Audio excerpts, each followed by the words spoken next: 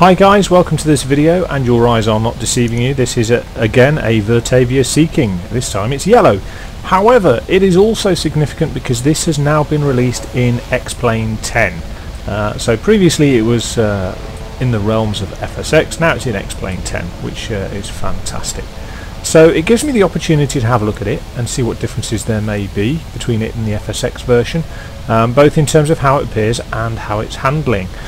Now this is the Royal Air Force HAR Mark III version used for search and rescue. It's the only version they operate, and it's gradually coming to the end of its lifespan, unfortunately. I have a soft spot for this aircraft, mainly because it's the one that I spent a lot of time in when I was in the Navy, not the yellow ones, the grey ones. However, I have been in some of the yellow ones, and they are very similar to the ones that I was in. And I'm going to just have a look at some of the exterior modelling before we go into the cockpit and then do a bit of flying. So from the outside, the first thing I'm going to point out is that it appears to be moving on the deck. That's nothing to do with the helicopter, that's to do with the mechanics of X-Plane 10. So basically what's happening is the ship is pitching and rolling, and because we're not strapped to the catapult, the aircraft is, if you like, a separate model, and in trying to maintain this on the deck, it's not quite consistent with the pitch and roll of the ship, so it does appear to move around a little. Anyway, moving on. The close-in detail as we get into the aircraft, you can see that the skin and texture of the aircraft is a bitmap image, and then overlaid it are some 3D details, so like the various rings for tie points and the HF aerial, and all these things are very good. There are recesses for the fuel fillers, so these are the gravity fuel fillers. There are some lovely textures visible for the sponsons here, and the flotation bags are 3D, the nav lights are 3D, and there's some very nice detailing on the undercarriage. So all is pretty good, actually, to be fair, considering this is not a study sim, this is just merely for messing around, having a bit of fun. It's really quite good. The lighting effects are very good. You can see as I move around on the glazing, the lighting moves with it. The glazing itself is very good. This sort of greeny tinge is consistent with the actual aircraft, and if you look inside you can see the pilot's night flying light for illuminating areas of the panels, the brake lever for the rotor brake, the fuel emergency cut-off levers. You can see the cabling that goes with the overhead panels. You know, you can see quite a lot. The speed select levers, I think if you move into the right position, there they are. And even the fire extinguisher in the back. And as you move round, you can see through the glazing panels, you can see the interior, so there's a lovely job with that. In terms of the fidelity, it appears to me, without having access to massive amounts of pictures, it appears to me to be very good representation.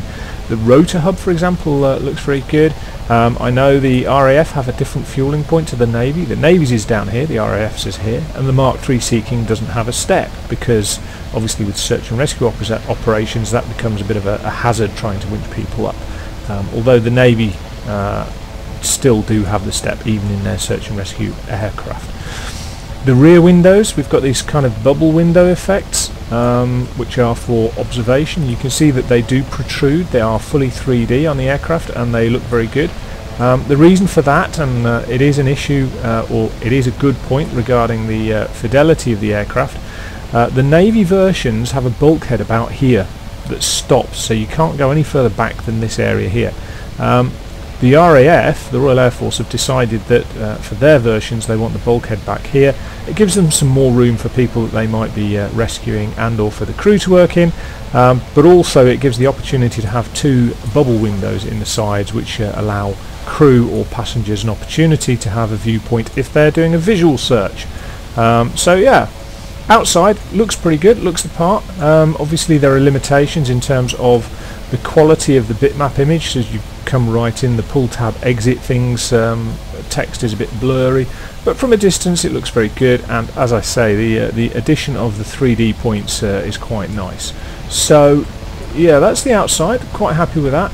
Unfortunately there are areas like this, which are the indentations for the footsteps to climb up the side of the aircraft. They're not 3D, but the rest of it is good. So there are good variation between the models, consistent with the aircraft itself. There are some good 3D external touches. The lighting is exceptionally good, it's very good.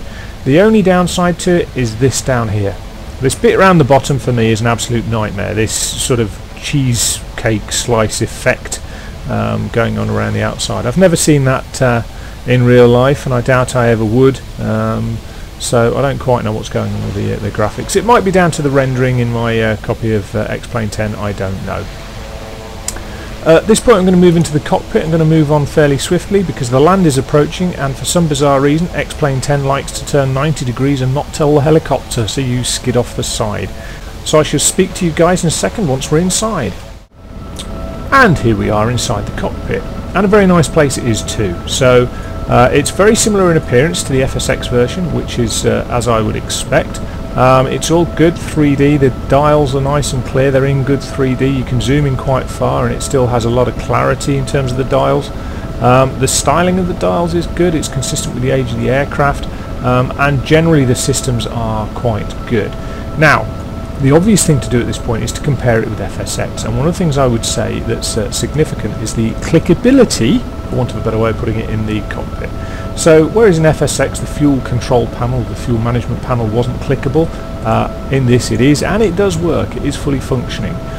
Likewise, I couldn't get the Doppler system to work in FSX. What this is designed to do is to give you a crosshair reference so that you know if you're moving when you're trying to hover.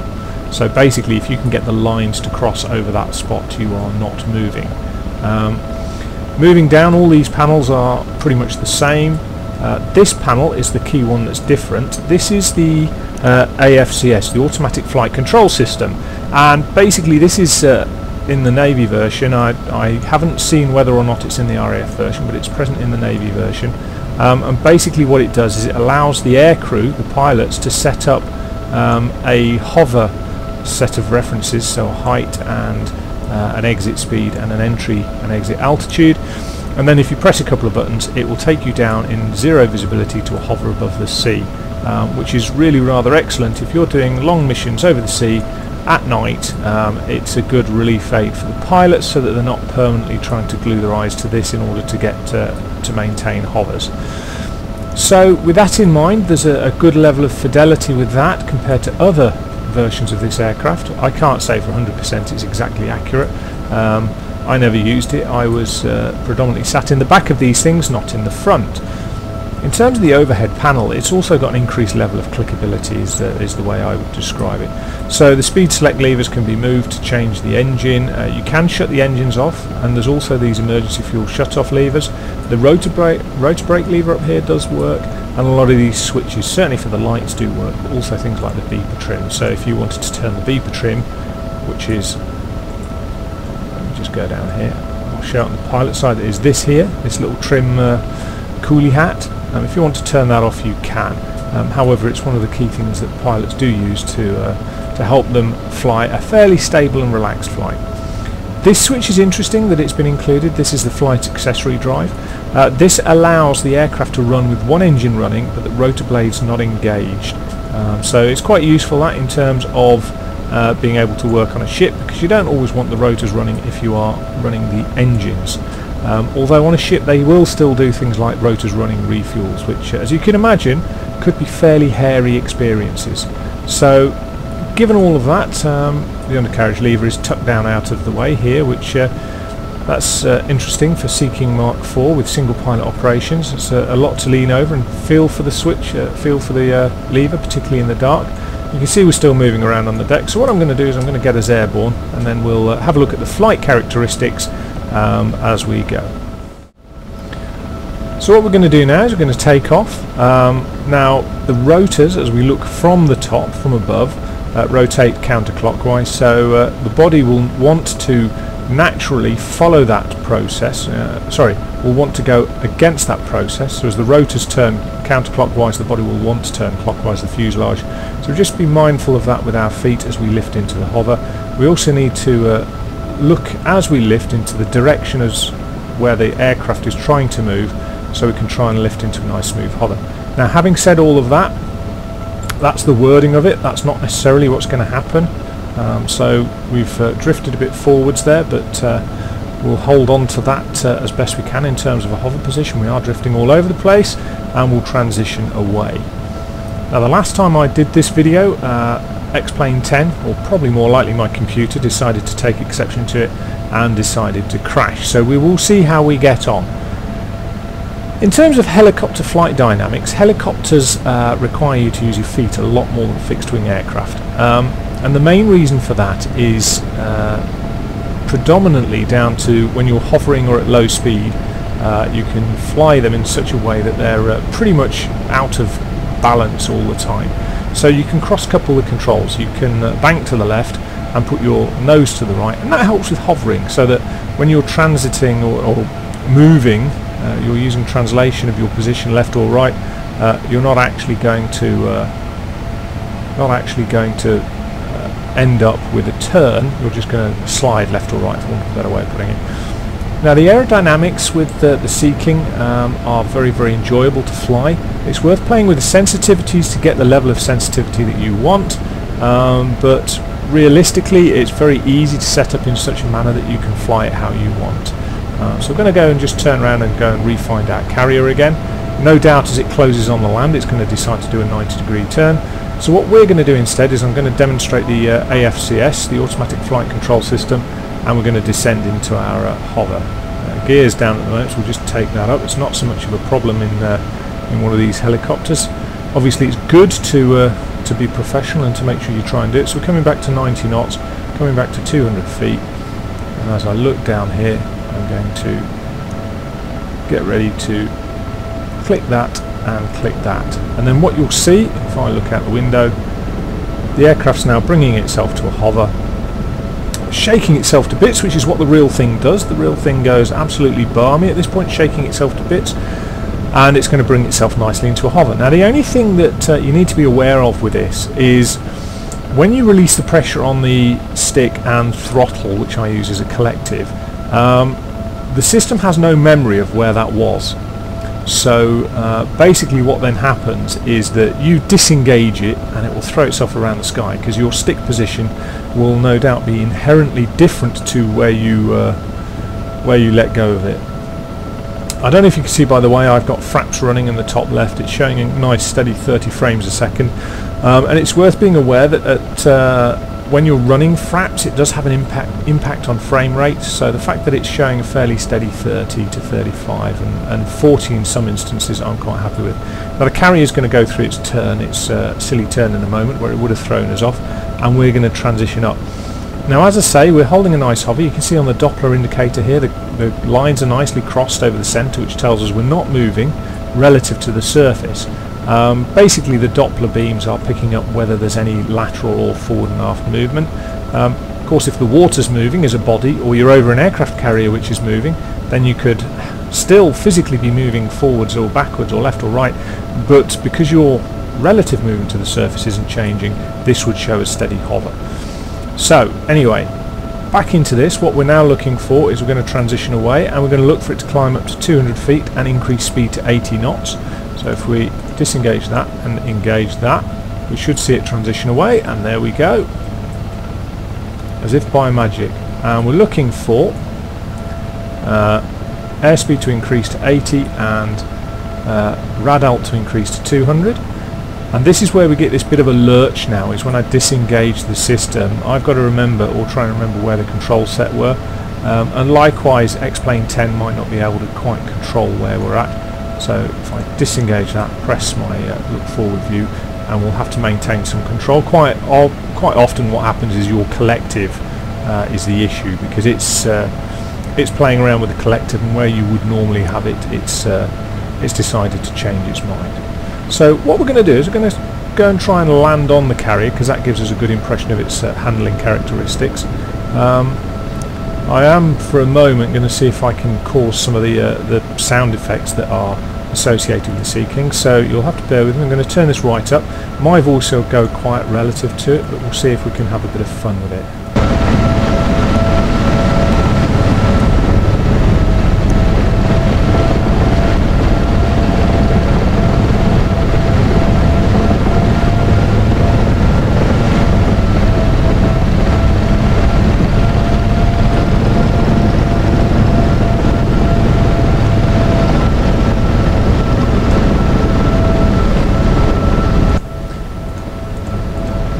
Now the sound effects there weren't tremendously amazing. I was hoping for a bit of blade slap and I was hoping for it to be such that you could almost hear the helicopter clawing its way around the air and beating into submission, but unfortunately that wasn't quite what we got. So with that in consideration, the sound modelling is quite good, but it could in that respect be better.